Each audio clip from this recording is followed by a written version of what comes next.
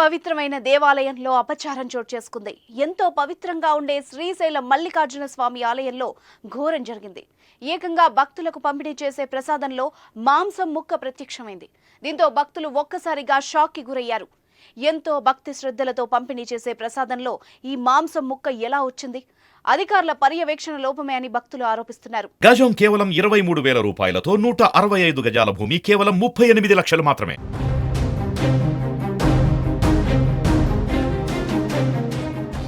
దీంతో ఆలయ అధికారులపై భక్తులు ఆగ్రహం వ్యక్తం చేస్తున్నారు. శంభో శంకర కాపాడవయ్యా అంటూ భక్తులు శివనామ స్మరణ చేస్తూ శివాలయాలకు వెళ్తూ ఉంటారు. అలా హైదరాబాద్ నుంచి శ్రీశైలం వెళ్లాడు ఓ భక్తుడు. శివయ్య దర్శనం అనంతరం ఆలయంలో పులిహోర ప్రసాదం కొన్నాడు.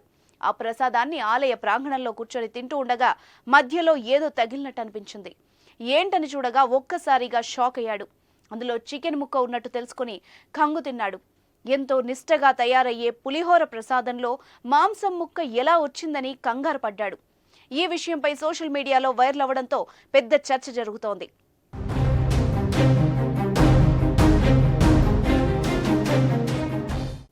అసలు జరిగిన విషయం ఏమిటంటే, కూకట్పల్లికి చెందిన ఓ వ్యక్తి శ్రీశైలం మల్లన్న దర్శనం కోసం అక్కడికి వెళ్లాడు. ఆలయం పరిధిలోని అమ్మవారి ఆలయం వెనకాల బ్రహ్మనందరాయ గోపురం దగ్గర భక్తులకు ప్రసాదం పంపిణీ చేస్తున్నారు. ప్రసాదం స్వీకరించిన భక్తుడు హరీష్ రెడ్డి పులిహోరలో మాంసం ముక్క కనిపించింది.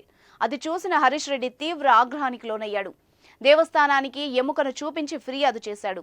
పవిత్రమైన ఈ ప్రాంతంలో ఏంటి ఈ అపచారం అంటూ మాంసం ముక్క ఫోటోను యాడ్ చేసి ఓ లేఖ కూడా రాశాడు. దీనిపై విచారణ చేసి చర్యలు తీసుకోవాలని హరీష్ కంప్లైంట్ ఇచ్చాడు. దీంతో అధికారులు దర్యాప్తు ప్రారంభించారు. ప్రస్తుతం ఈ విషయం సోషల్ మీడియాలో వైరల్ అయింది.